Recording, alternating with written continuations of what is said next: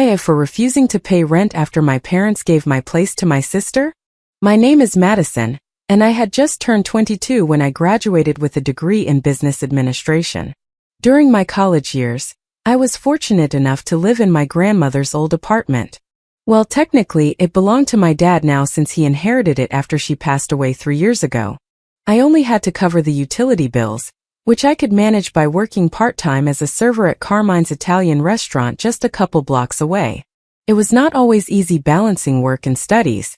There were many nights when I came home exhausted, my feet sore from waiting tables, only to spend hours studying for exams or completing assignments. But I managed because that is what responsible adults do. The graduation dinner at my parents' house seemed perfect at first. Mom had prepared an amazing meal as usual. My younger sister Riley, who was 17 at the time, was joking about how she was going to miss me helping her with her homework. A small group of family members had also come over, Aunt Elizabeth and Uncle Anthony, my cousins Kyle and Megan, and my maternal grandmother. Everyone was congratulating me and sharing stories about their own college experiences. But after the family left, everything changed. Mom cleared her throat like she always did before saying something difficult, and my stomach immediately tightened. I had known that sound since childhood. It never meant anything good. "Madison, honey," she began in an unusually formal voice. "Now that you have graduated, we need to talk about the apartment situation." I remember slowly setting down my coffee cup, trying to keep my hand steady. The ceramic made a slight clinking sound against the saucer that seemed to echo loudly in the suddenly quiet room. "What is it?" I asked. "Well, if you want to keep living there, you are going to have to start paying rent." The words hit me like a bucket of cold water. On the very day of my graduation of all days, Dad was sitting there in silence, suddenly very interested in his coffee cup, pretending to be absorbed in his phone, but I could see out of the corner of my eye that he was watching the scene closely. "I see," I managed to say in a quieter voice than I intended. My hand trembled slightly as I picked up my glass of water. Mom continued to explain the terms in her practical way. The rent would be below market price. She called it a family discount with a tight smile, but it was still a significant amount. I quickly did some mental math. I would need a full-time job and fast. My part-time salary at Carmine's would not be enough. "I understand," I finally said, because what else could I say? They were right, in a way. I was no longer a student, I was an adult, and adults figure it out. But the timing felt unfair, as if they could not even let me enjoy one day of celebration before bringing me back to reality. That night, lying in my bed at the apartment, I started looking for job openings. The restaurant where I worked part-time could not offer me full-time hours. So I knew I needed something else, something more stable. As I scrolled through the listings on my phone, I tried to focus on the practical aspects instead of the hurt and emotions bubbling up inside me. The following year flew by in a flash of working, paying rent, and adjusting to life after college. I found a decent job at a marketing firm in the area. Nothing glamorous, but it paid the bills and a little extra. They hired me as a junior account coordinator. Even though the salary was not huge, it was enough to cover the rent my parents required, plus the utilities, and I still had a little left over to save. Every month, I dutifully transferred the rent money to Mom's account using our bank app. I often added a bit more for utilities, even if she did not ask for it. I wanted to prove that I could handle adult responsibilities, that I was reliable. Perhaps a part of me was still trying to get her approval, even if I did not want to admit it to myself. Riley would sometimes stop by, especially when she needed help with college applications or wanted to borrow clothes from my closet. She was in her senior year of high school, and I could see her changing, becoming more distant. Her visits were less and less about spending time with me and more about getting something, help with applications, clothes, or advice about boys. Riley had always been the baby of the family, used to getting everything she wanted. Mom and Dad spoiled her. They never required her to work a part-time job like they did with me. They never pushed her to become independent. It was around this time that she started dating Brandon. He was a year older than her and worked part-time at an electronics store in the local mall. The first time she brought him to my apartment, I was not impressed. He seemed pleasant enough, but something about him raised concerns. Maybe it was the way he talked about making money quickly or how he seemed to expect others to take care of things. Then came the call that would change everything. "Tomorrow you need to come over right away," Mom told me in a tense voice. "It is important." I figured it was about Riley's college choices. She was deciding between several schools and I thought Mom wanted my input. Maybe they needed help with finances or wanted to discuss possible scholarships. Riley had solid grades, not as outstanding as mine, but good enough to get into a state university. I was completely wrong. When I arrived at my parents' house that evening, the atmosphere was strange. Mom and Dad were sitting stiffly on the couch, while Riley sat in the armchair looking quite pleased with herself. "Have a seat, Madison," Dad said in a serious voice. He looked older, tired in a way I had not noticed before. I sat on the edge of the ottoman, my heart pounding.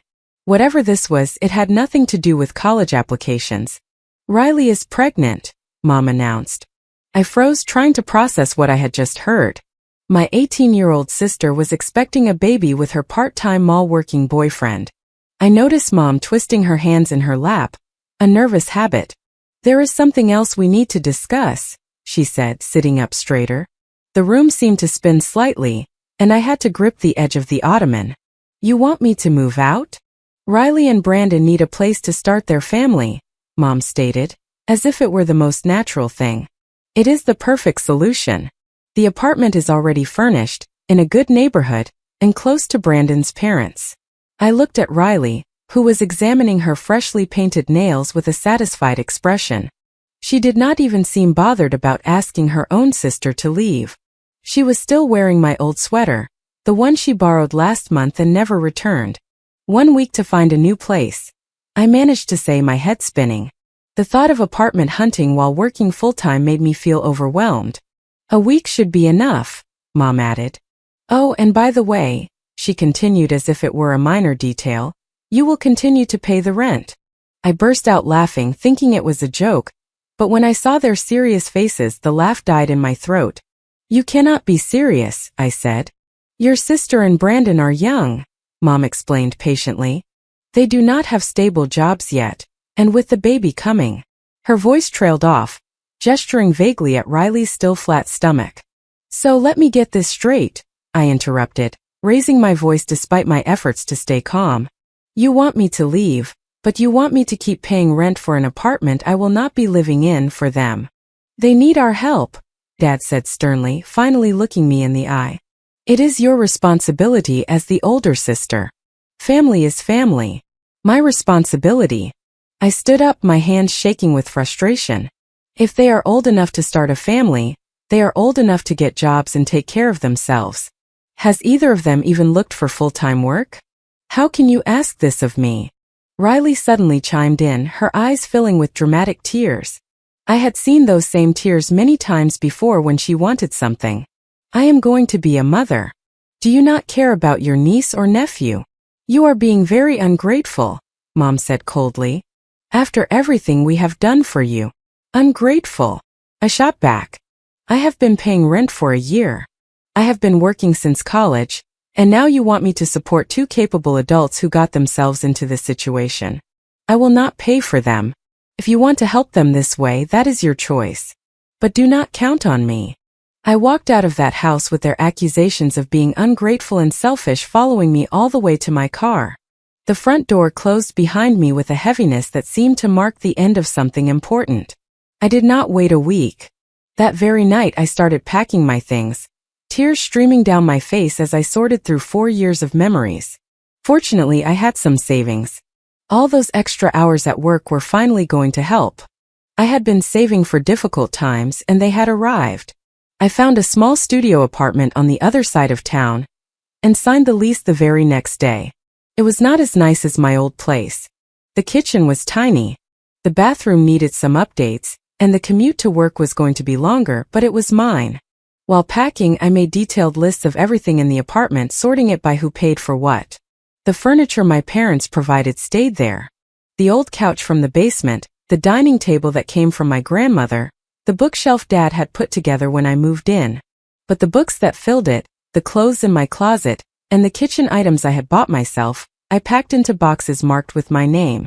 My coffee maker, a little treat after my first bonus at work. My laptop, bought with 3 months of tips saved from the restaurant. My bed, bought piece by piece, frame, mattress, bedding during my first 6 months of full-time work. All these things I had worked hard for ended up in my boxes and went straight to my new place. It took me 2 days to move everything. My boss was understanding when I asked for a day off, even though I did not explain the whole situation. When I finished, I stopped by my parents' house to drop off the keys. A week later, my phone started ringing non-stop. It was Mom calling, her voice filled with anger. "What did you do to the apartment?" she demanded.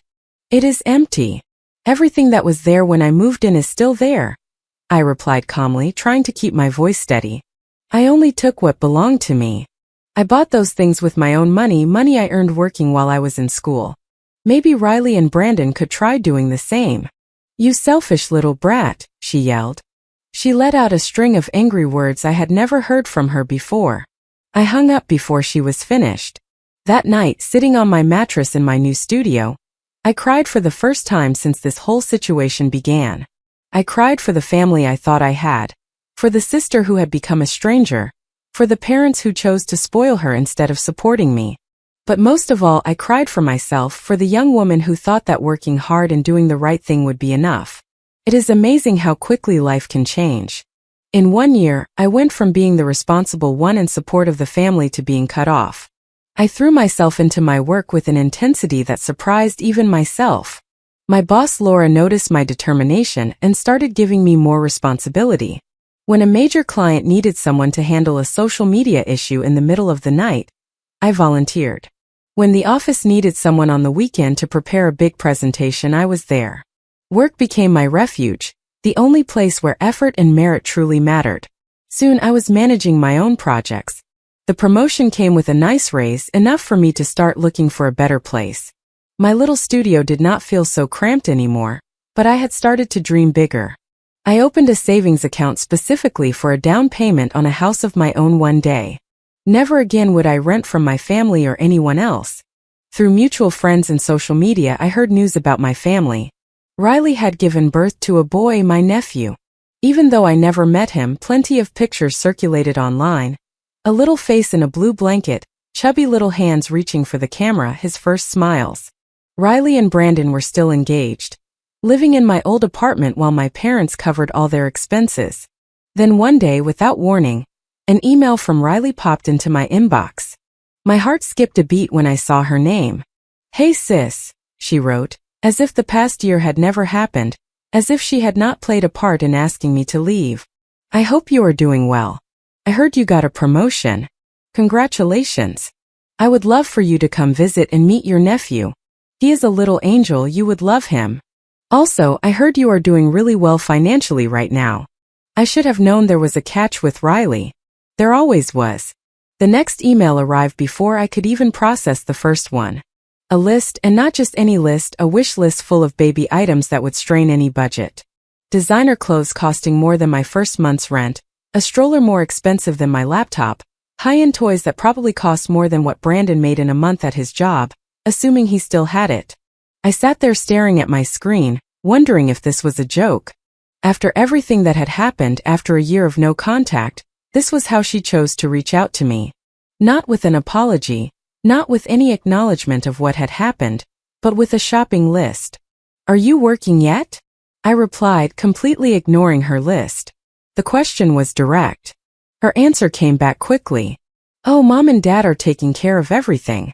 They pay all the bills and give us spending money. Brandon and I do not need to work right now.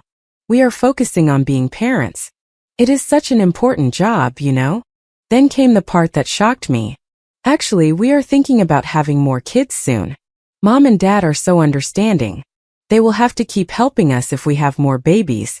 And we also want a big wedding, nothing cheap. They will pay for everything." I read Riley's email 3 times. Every read left me more disappointed. My little sister had turned into someone I did not recognize. Someone who planned on having more kids just to keep receiving support. I did not reply. What could I have said? Instead of answering, I closed my laptop and tried to forget about it. But the words kept swirling in my head. Fate had other plans. A few months later, my phone rang with a number I had not seen in over a year. "Mom's." I almost did not answer, but something pushed me to pick up. Madison. Her voice sounded different somehow, tired and defeated. We need to talk. Can you come over? Maybe it was curiosity, or maybe a part of me still hoped for some understanding. Whatever the reason, I found myself driving to my parents' house that evening. The familiar streets felt different now. They looked older than I remembered. Dad's hair had more gray in it, and Mom's face showed new lines of worry. The dark circles under their eyes spoke of long hours and sleepless nights. They were sitting on their usual couch, but their posture showed exhaustion. We took on extra hours, Dad said bluntly, his voice rough with fatigue. We are working overtime to help your sister and Brandon. I waited without saying anything. The wall clock ticked loudly in the silence. We know your job is going well, Mom continued, and I felt my heart sink. This was not going to be an apology. It was going to be another request. We think it is time that you help support your sister too. I could not help it. I laughed out of pure disbelief. The sound echoed in the quiet house. You want me to do what? Your sister cannot work right now, Mom insisted, leaning forward. She has to take care of the baby, that is a full-time job. And Brandon has to help with the baby too, she added. I looked at these people who had raised me, who had taught me responsibility and hard work, who had pushed me to get good grades and work part-time during college, and now here they were making excuses for two capable adults who refused to step up. Let me be clear, I said slowly, enunciating every word. You are working extra hours to support my sister and her boyfriend, who are perfectly capable of working but choose not to. And now you want me to help enable that as well. Dad's face turned red. You are selfish. If you will not help support your sister, consider yourself cut off from any inheritance. You cannot cut off someone who has already moved on, I said calmly, and I walked out of their house hoping it would be the last time. The sound of the door closing behind me felt final. When I got home that night, my apartment felt like a safe space. I took off my shoes, made myself a cup of tea, and sat down at my computer. My hands were steady as I opened my emails and found Riley's message from months ago. The one where she talked about our parents supporting them and laid out her plans.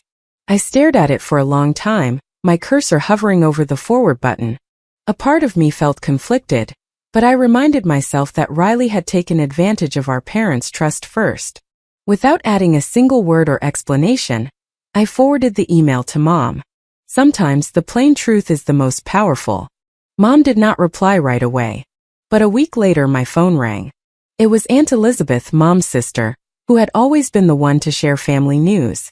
You are not going to believe what happened, she said, her voice full of the latest updates. I could picture her sitting in her kitchen after her shift as a nurse. Your parents asked Riley to move out of the apartment. I almost spilled my coffee. What? Apparently there was a big argument. Your mother found out that Riley was speaking disrespectfully about them behind their backs, and planning to keep relying on them. They told her and Brandon to leave, and that they would not be providing any more financial help. I listened as Aunt Elizabeth described the confrontation. How Riley had cried and used her usual emotional appeals. How Brandon just stood there. How Dad had finally put his foot down and given them 3 days to get out.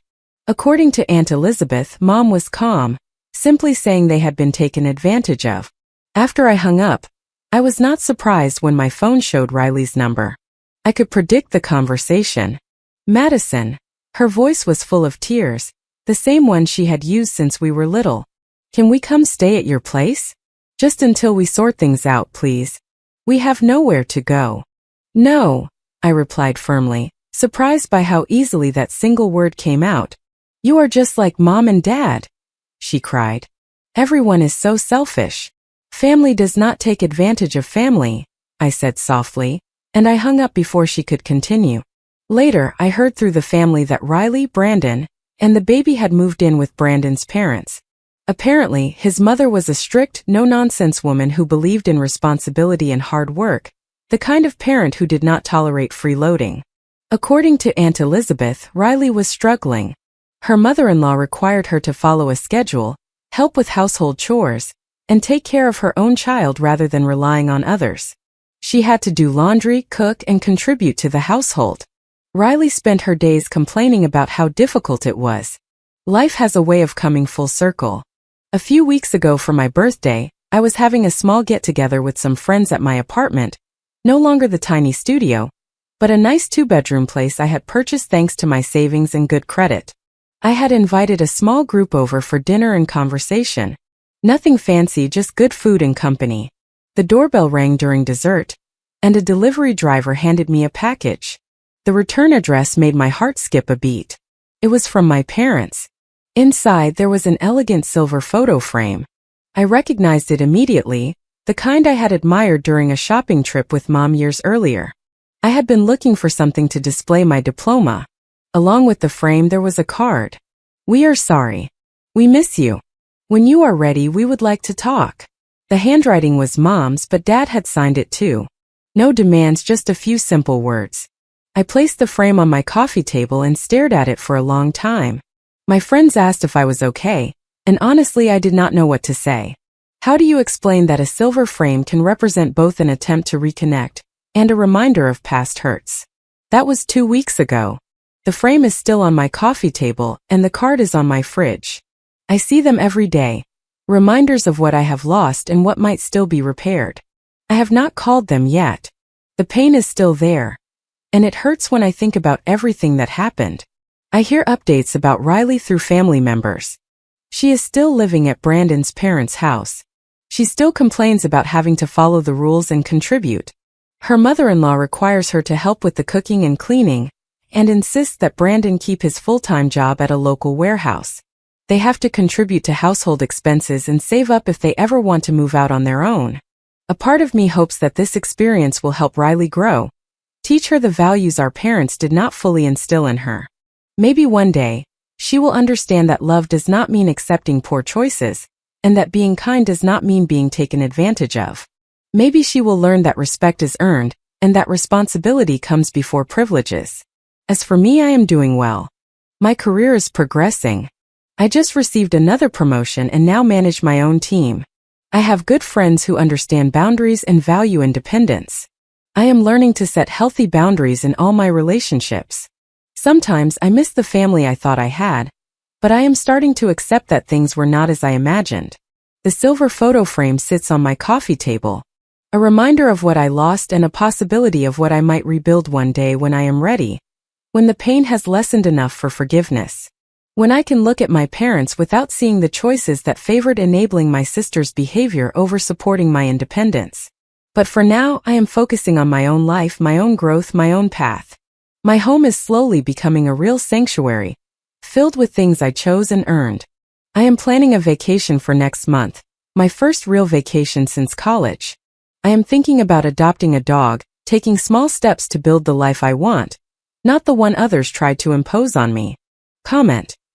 This story stayed with me long after I finished it. I keep thinking about how important it is to protect our own peace. Setting healthy boundaries is not selfish but necessary. Real kindness always starts with being kind to yourself first. Taking full responsibility for your own life can change everything. Sometimes choosing to step back is the most loving thing you can do for yourself. Healing begins the moment we stop carrying other people's choices. You deserve relationships that lift you up instead of weighing you down. Building your own growth and happiness is never the wrong decision. I would love to know what this made you reflect on. If you like the stories, don't forget to leave a comment and support the channel by subscribing. See you in the upcoming stories.